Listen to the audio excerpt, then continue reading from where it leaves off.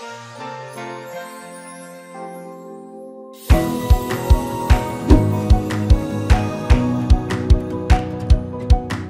droits que revendiquent les journalistes au Gabon sont pratiquement les mêmes que tous leurs confrères du monde entier.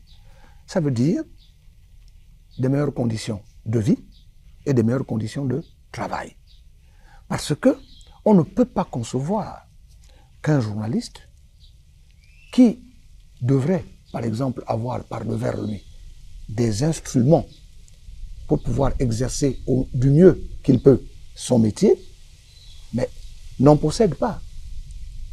On ne peut pas concevoir qu'un journaliste qui est appelé à collecter, à traiter et à diffuser des informations utiles au public, parce qu'il y a plusieurs publics, que ce journaliste-là puisse être un crève-la-faim. Par exemple, il faut qu'on permette aux journalistes de vivre de son métier. Chez les autres, la profession elle est par exemple libérale.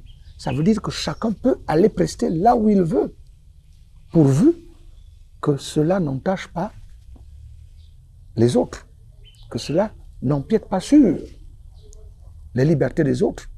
Mais comment voulez-vous qu'un homme de ce genre-là, qu'il puisse vivre de son art s'il n'a pas le minimum vital? Donc, les conditions de vie sont très importantes pour aller vers la liberté de la presse, parce que la liberté, ça peut paraître ici comme un idéal, mais en réalité, pour y accéder, il faut d'abord que nous vivions décemment. Vous n'avez pas un logement décent, vous n'arrivez pas à vous nourrir correctement. Comment voulez-vous exercer votre métier dans des conditions idoines?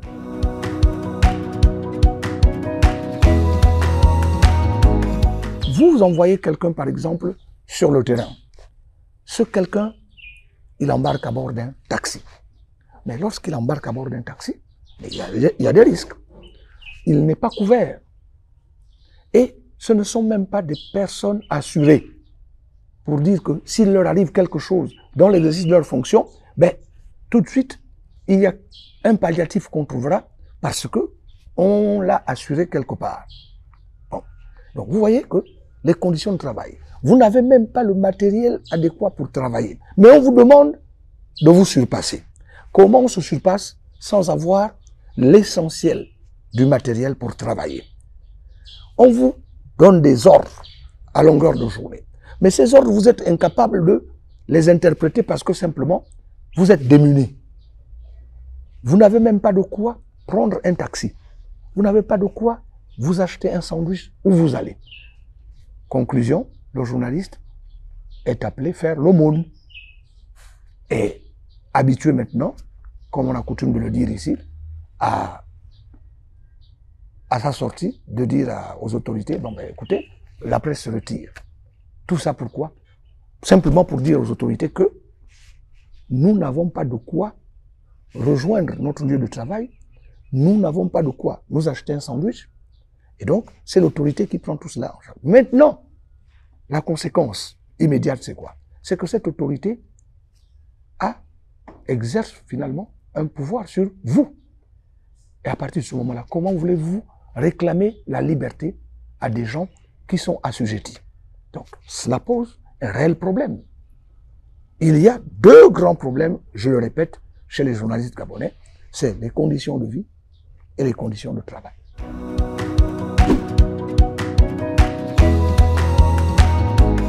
Bien sûr que non. Parce que, comme on dit chez nous, la main qui donne est toujours au-dessus de celle qui reçoit.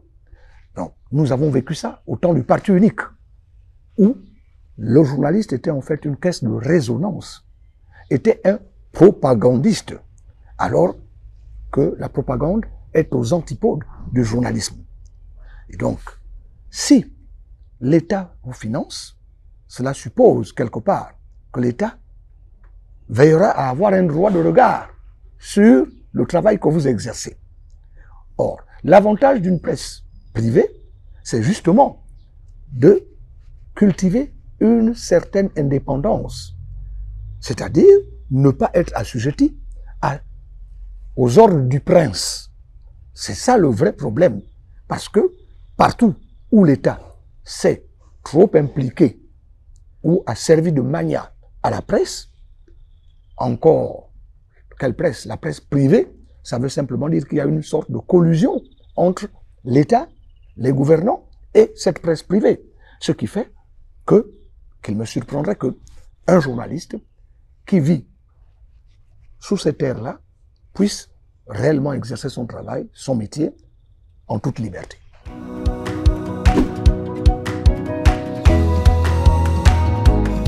Le journaliste, puisque vous parlez de responsabilité, doit d'abord avoir en idée qu'il a non seulement des droits, mais aussi des devoirs. Et tout cela est consigné dans le code, dans la charte. Il y a la charte qui est une émanation d'eux-mêmes les professionnels, mais il y a le code qui est quelque chose d'institutionnel. Donc le journaliste doit avoir tout cela par devers lui pour éviter ce que je peux appeler les traquenards. Mais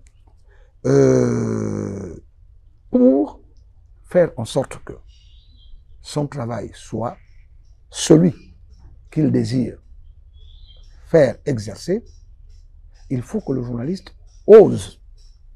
Parce que l'indépendance, tout comme la liberté de la presse, ne sont pas, je reviens là-dessus, des acquis. On ne vous les donne pas comme ça dans un plateau d'or, en vous disant, voici votre indépendance, voici votre liberté. C'est un combat de longue haleine. Le journaliste doit oser. Mais attention, oser pas n'importe comment.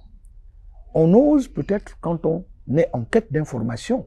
Et lorsqu'on diffuse une information qui est vérifiée, parce que c'est ça aussi le problème, lorsque cette information est vérifiée, eh bien, le grand public est au courant de cette information. En réalité, vous faites quoi? Vous rendez service à ceux qui vous lisent, à ceux qui vous écoutent. Vous leur rendez service et vous rendez service par ricochet à l'État.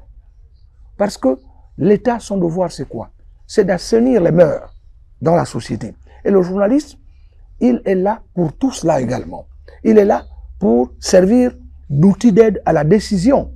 Le journaliste, c'est quelqu'un qui, quand il travaille, doit avoir en tête l'idée de sa représentativité au sein de la société pour laquelle il travaille.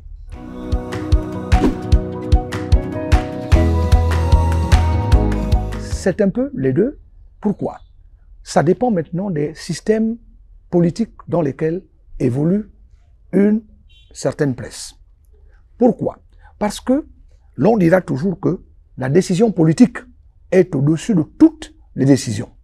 Et donc, si vous êtes par exemple en système dictatorial, ben, il est évident que cette liberté de la presse-là, ou cette indépendance de la presse, vont paraître utopiques. Mais si vous êtes dans un pays qui se démocratise, c'est-à-dire où il y a des institutions qui jouent pleinement leur rôle, eh bien, il est évident qu'à ce moment-là, on percevra la liberté et l'indépendance de la presse comme quelque chose qui existe, même si on se rend compte qu'elles ont à un certain moment des limites. Mais ça, ce sont des œuvres humaines qui sont et resteront imparfaites.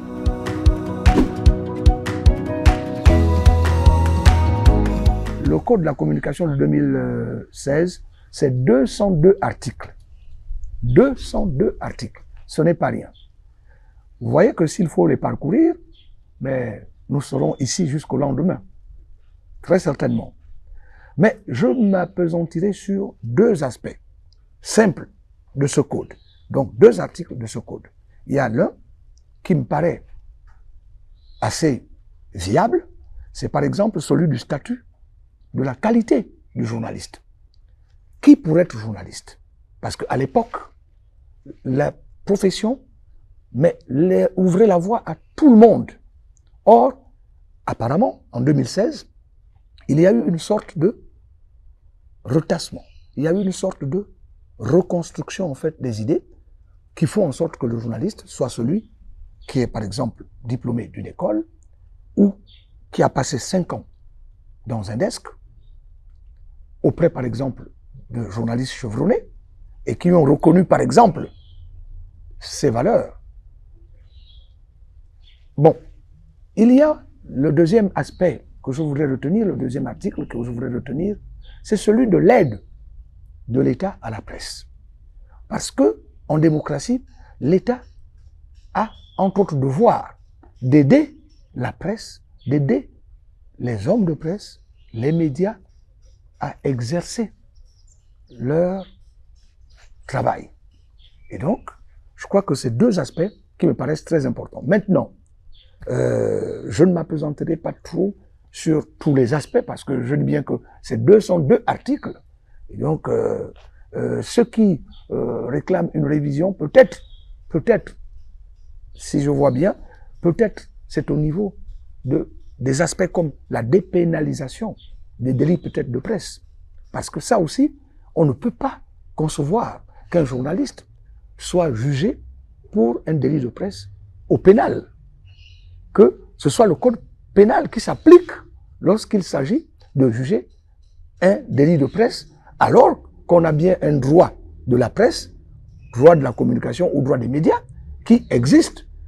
Il est vrai qu'il est calqué de nos parents occidentaux, mais il n'en demeure pas moins qu'il est appliqué au Gabon. Donc, je ne comprends pas, par exemple, que l'on continue de traiter les journalistes comme s'ils étaient des prisonniers de droit commun. Ça là, il faut que ça cesse. Je crois qu'il y a peut-être ce volet-là qui révolte, qui indigne un certain nombre de professionnels qui se disent, ça, c'est scélérat ça aussi. Donc, il faut veiller à ce que ça soit dépoussiéré, que ce code-là de 2016 soit dépoussiéré à certains endroits. Et puis, qu'on essaie quelquefois aussi, je crois, d'associer eux-mêmes les professionnels à la confection d'un outil qui va les servir eux-mêmes en priorité. Parce que, comme qui dirait, ce qui est fait pour nous, sans nous, est contre nous. Et donc, je crois qu'il y a peut-être ces petits aspects-là à relever pour dire l'indignation, pour expliquer l'indignation, le désarroi des hommes de presse.